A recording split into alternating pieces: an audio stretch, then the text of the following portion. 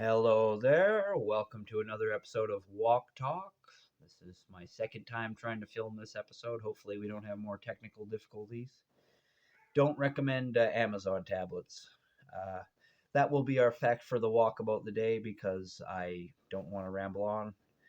Uh, I film all episodes of WOK Talk on an Amazon tablet, and it causes me a lot of trouble because they're kind of pieces of shit.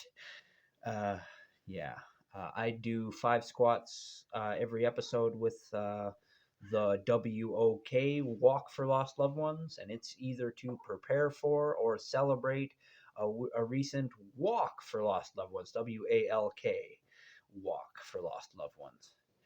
And in May, I don't always carry the pallet every time I do the walk, but this year in May, I carried the pallet 50 miles on the Walk for Lost Loved Ones, and it is a stunt to raise awareness for suicide prevention. All the walk is a stunt to raise awareness for suicide prevention.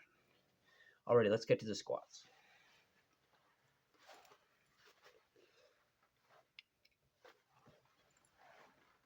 One, two, three, 4, 5. Cat makes this a lot more difficult.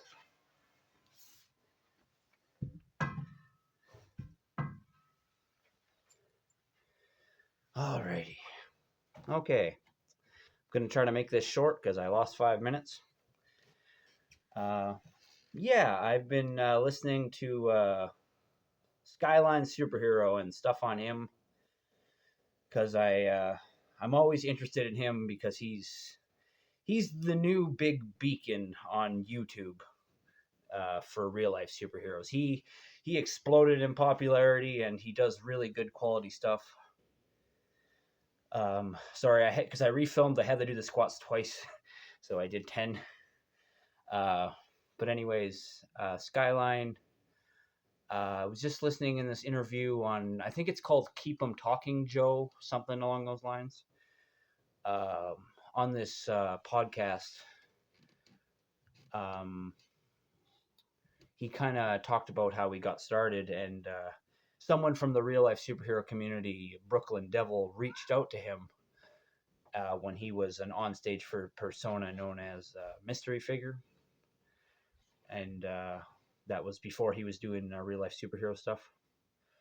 And so that's why he's got such a firm 2 feet planted in the real life superhero community, and why he's got so much contact with Brooklyn Devil. There's a huge section of his real life superhero icebergs devoted to Brooklyn Devil and explaining all of his name changes and everything.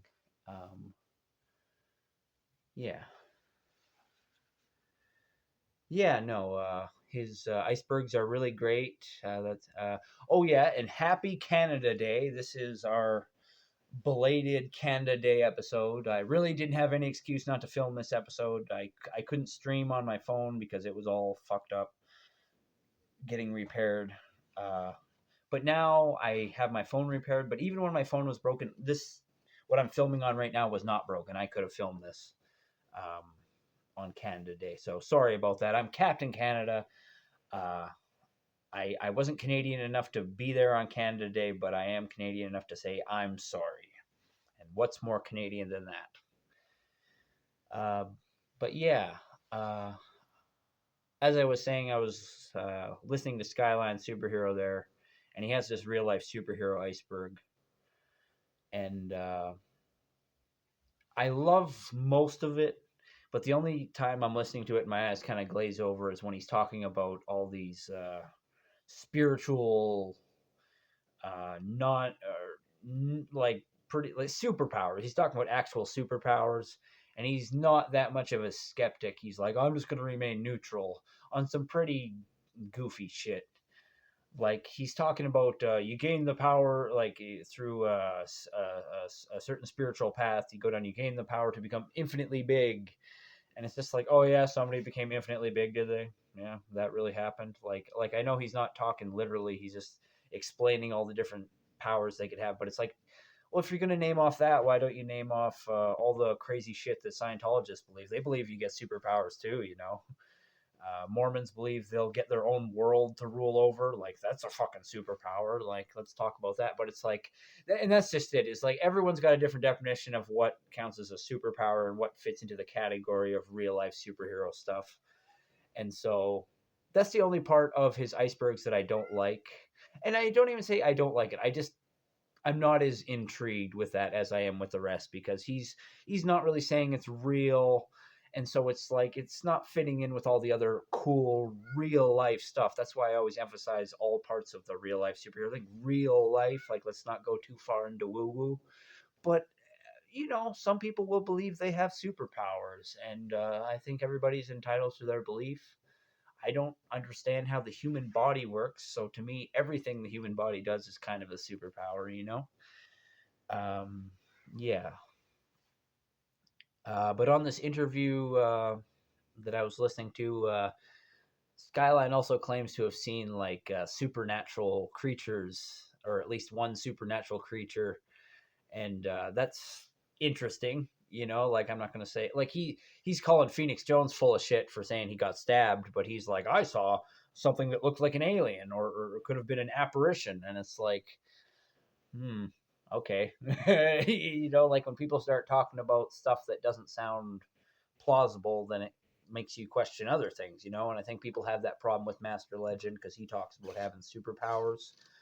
Um, but like I say, you're entitled to your beliefs. If you want to believe in aliens or whatever supernatural thing you believe you saw, or if you just saw something you couldn't explain, you know, like, it's the fact that he's so adamant that he saw like an app. So he saw something supernatural is basically what he's claiming, when he could be on the skeptical side of, I saw something, I don't know what it was. And it's like, that's just a personal preference for me, where it's like, I I think everyone's entitled to their beliefs, and I think human beings and living things are capable of true miracles, miraculous things that may defy scientific explanations forever. We may never explain everything.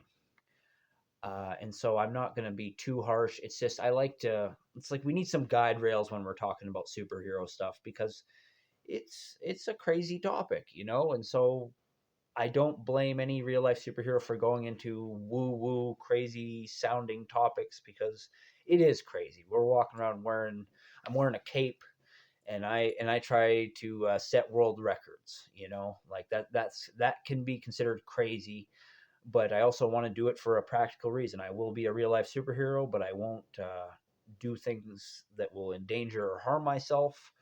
Uh, but I want to raise awareness for suicide prevention, and I think a lot of real life superheroes are missing that ultimate goal, a quest that they need to go down. Like, how do you want to change the world? What thing would you like to change now to see different? And I see Skyline. One of the things that Skyline is being vocal about is he's against AI data centers.